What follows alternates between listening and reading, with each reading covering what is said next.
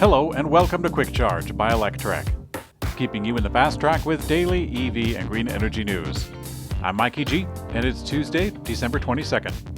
Famed rapper 2 Chainz is going to do a Tesla Model 3 giveaway to encourage people to vote in the Senate runoff election in Georgia. The runoff could be a game changer for many aspects of the governance of the country, but also for Tesla itself. Biden and the Democrats could enable Tesla and GM buyers to regain access to the $7,500 federal tax credit, or perhaps a new version of it. However, it's going to come down to the runoff election of 2 Senate seats in Georgia to get greater compliance for the initiative. Several celebrities have launched efforts to improve voter turnout, and 2 Chainz has an interesting way to do it. People signing up to request a mail-in ballot or check their voter registration through a headcount campaign and pledge to vote will get a chance to win a Tesla Model 3. It would seem that lobbyist payouts have now trickled down to the common man. The first Tesla Supercharger comes to the state of Hawaii.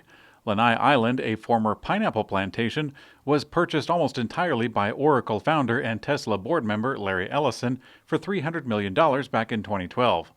The 145-square-mile island doesn't have any traffic lights and only about 30-ish miles of paved roads. And of the 3,400-person population, almost all of it lives entirely at Lanai City, where the charger would be stationed. This would seem to indicate that the charger would be at the urban Supercharger variety and likely in service of Larry Ellison's four-season hotels, which rely on Tesla Model X vehicles to shuttle guests to and fro the airport and around the island's luxury amenities. Lanai's population is largely lower income in service to the resorts and unlikely to be Tesla owners, so station is basically just for Larry.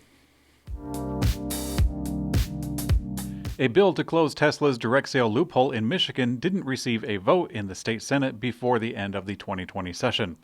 That keeps the loophole safe for Tesla and other new electric automakers who plan to use it for now. For the better part of the last decade, Tesla has been fighting the state and local car dealership association for the right to operate their own sales and service in Michigan through a lobbying effort and later a lawsuit. In the most recent move, the Car Dealer Association pushed for a last-minute change in the new bill earlier this month that resulted in even closing the loophole for Tesla, who just obtained the right to sell and service its own cars after years of legal battles. The Michigan House approved the bill before sending it to the state Senate, but the session ended without the bill going to a vote, so it is not passed. This episode of Quick Charge Podcast is brought to you by Electrify America, the nation's largest coast-to-coast charging station network for electric vehicles. No matter where you're heading, they have chargers nearby. And at charging speeds up to 350 kilowatts for capable electric vehicles, they'll help you get there fast. Find out what they're up to at electrifyamerica.com. That's electrifyamerica.com. Electrify America. Hello, freedom. Ford has released a new video of winter testing for its upcoming F-150 electric pickup, showing impressive performance in the snow. The video shows some strong performance, which is not really a surprise for electric vehicle enthusiasts. We don't know the details of the Ford F-150 electric quite yet, but it's expected to compete with several electric vehicles to be launched around the same time, and that has already been announced for some impressive specs as well. The truck was expected to hit the market in late of 2021. However, earlier this year, Ford confirmed that production will start in 2022. Xpeng, a Chinese EV startup that made waves for copying Tesla to a degree, has now started delivering its electric cars in Europe, becoming one of the first new Chinese EV startups to expand to the West. Harry Xia, who founded Xpeng in 2014, admitted openly that he was influenced by Tesla, taking advantage of their publicly available patent technology. Last year, Tesla initiated a lawsuit against Guangzhi Cao, a former autopilot engineer who Tesla alleges stole source code before quitting to join Xpeng's automotive driving team. Until now, Xpeng was only delivering its vehicles in China, where intellectual property rights are notoriously difficult to enforce. This week, the first batch of 100 Xpeng G3 electric SUVs arrived in Norway to be delivered to customers.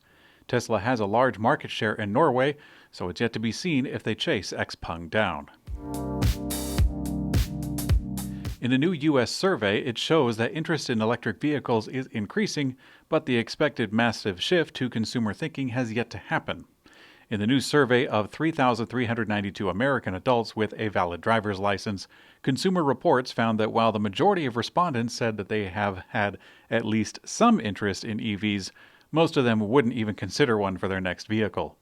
The survey is showing the usual reasons for not considering electric cars, like range, price, and general knowledge of how they operate. Of course, we at Electrek think that there is an imminent massive shift in consumer thinking when it comes to electric vehicles. Join us for the revolution. And in Electrek's Green Energy Brief, on November 17th, Electrek reported that Donald Trump's administration was bulldozing through a last-minute gas and oil drilling rights auction in Alaska's 19 million-acre Arctic National Wildlife Refuge before President-elect Joe Biden takes office. And, as of late last week, the Bureau of Land Management suddenly announced that it would slash 1.5 million acres that it originally planned to auction off. That's about one-third of a cut. Lawsuits are still inbound to stop drilling entirely. Los Angeles-based EV manufacturer XOS Trucks, who currently supplies trucks to UPS and Loomis, is partnering with Dutch-headquartered global asset finance company DLL to provide financing for electric trucks. XOF Financing will offer full-service operating leases of the company's electric vehicles and charging equipment to fleets, helping them to reduce energy, field, and maintenance costs. Pete Buttigieg was nominated last week by President-elect Joe Biden to be Secretary of Transportation. Buttigieg reiterated what he wants for electric cars in the U.S. He posted on Twitter, quote, "To meet the climate crisis, we must put millions of new electric vehicles on America's roads. It's time to publicly build charging infrastructure powered by clean energy and make it available in all parts of the country." Elsewhere, he stated that he intends to accelerate the deployment of electric vehicles, including more than 500,000 new public charging outlets by the end of 2030, and restore the full EV tax credit to incentivize the purchase of EVs. And finally, in Electrek's personal mobility coverage, V-Moto's Super Soco is teasing an upcoming unveiling of the company's latest electric two-wheeler.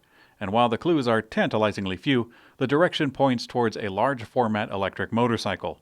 Super Soco already offers 3 electric motorcycles as well as several seated electric scooters, but the teaser images show something that almost seems to take on a sport bike countenance. Dual front headlights, aggressive paneling, and perhaps level 2 charging capability. We shall see. Thanks for watching Quick Charge by Electrek. We also have an audio version on your favorite podcast player. I'm Mikey G, and I hope you have a great day.